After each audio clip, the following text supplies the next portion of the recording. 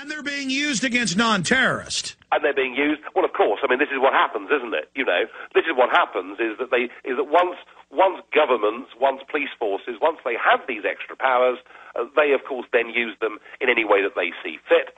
And I'm afraid that the result of this now 9-year nearly war on terror is that our loss of individual freedoms right across the Western world is simply enormous. It's as if the terrorists have won. Because our own politicians have used this as an excuse to get more power.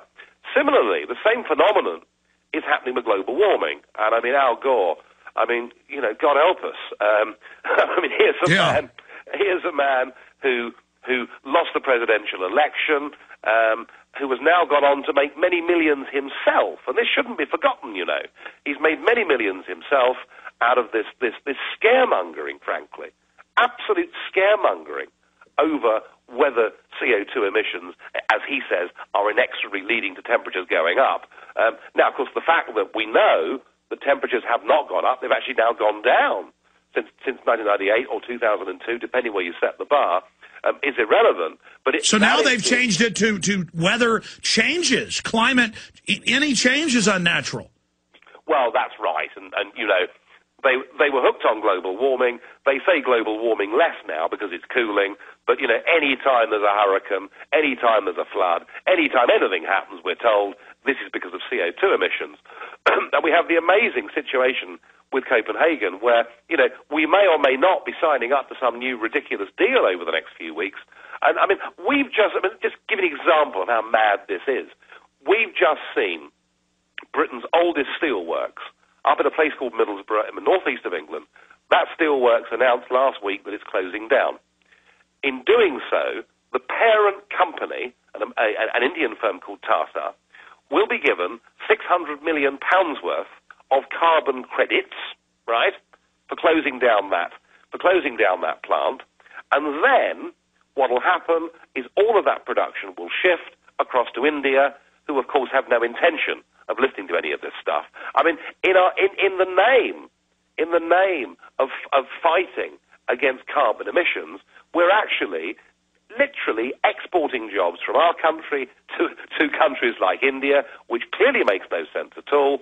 And we've got a situation where we're going to be signed up to treaties, which means that we can't change these agreements by how we vote at future elections. Now, the whole principle of democracy, you know, whatever level it's at. Or sovereignty. Sovereignty.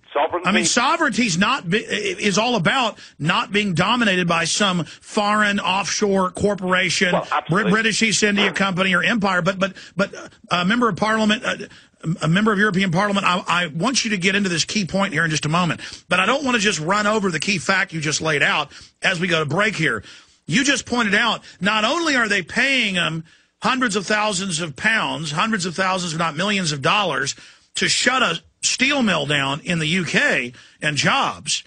But when they go to India, there'll be zero emissions controls. So even if you believe carbon dioxide is this murderous, toxic waste chemical weapon, even if you believe that fraud and polar bears can't swim and all the rest of it, and penguins are drowning, the most incredible aquatic birds there are, the ice caps are getting bigger.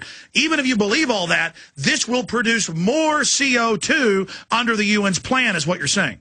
Absolutely, and you know, the other big response in Europe to this is we are building tens of thousands of these ludicrous windmills, right across Europe, and we're told this is wonderful, this will be a wonderful source of renewable energy. Now, I'm not against the concept of renewable energy, but I'll tell you this. In Germany, they built 19,000 wind turbines, but not a single coal, oil, or gas-fired power station has closed down, because in the depths of winter, when a big anticyclone sits over northern Europe, not a single one of those 19,000 wind turbines moves round and produces any electricity. Even if cutting carbon emissions was vital to the environment, the way we're going about it is mad, bad, and wrong. Well, it's absolutely. We're going to break. We'll come back and finish the point I interrupted you on. But it's not, a windmill's fine on your house because you don't have power loss down the lines. I have family that works in different power stations here in Texas. You lose tons of power downline, you have to have incredible power just to get it to places. The power's too low from windmills to let you transfer it and transport it, so you lose most of it. It's very wasteful. We'll be right back. Nigel Farage is a member of the European Union Parliament, hailing from England, and he is now running for the Parliament as well in England.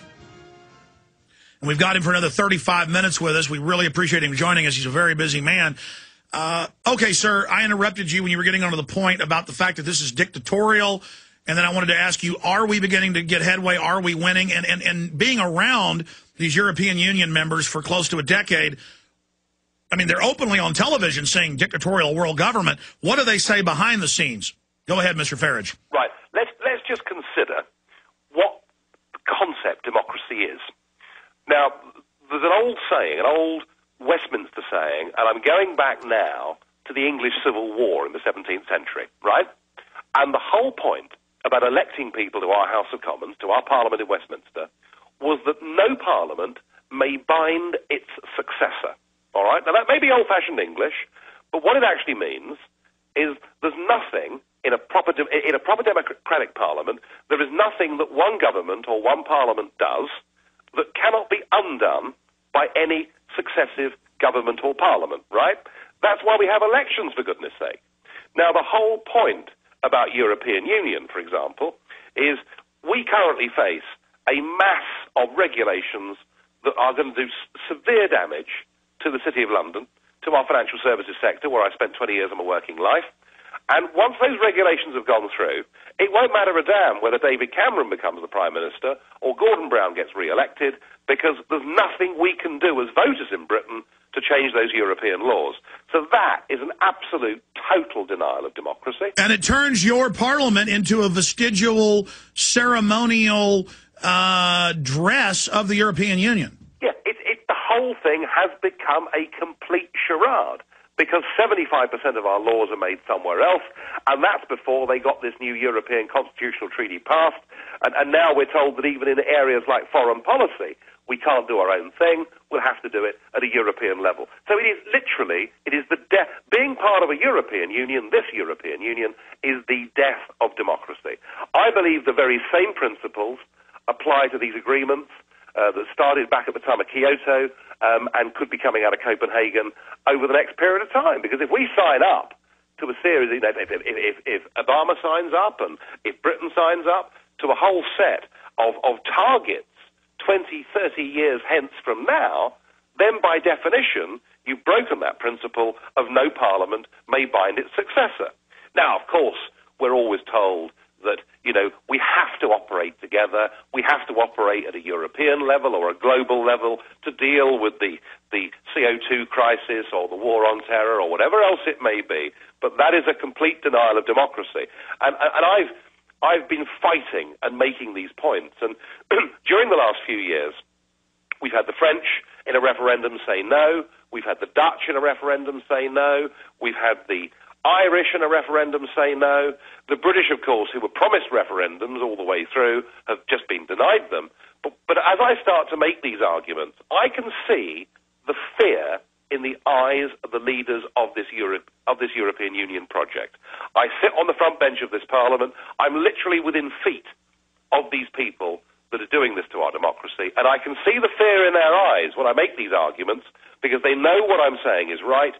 And their response to me has been truly extraordinary. And there are clips that you could find on the EU Parliament website. I've been called mentally ill because of what I stand for, which, of course, is very reminiscent, isn't it, of what they've said you're a naked monkey up in a tree, and then when you try to defend yourself, you're told you can't name call. So it's like some Kafkaesque Soviet apparatchik court where it's la-la land. They can call you names, but you can't have free speech. You can't criticize the EU, but they can call you a naked monkey.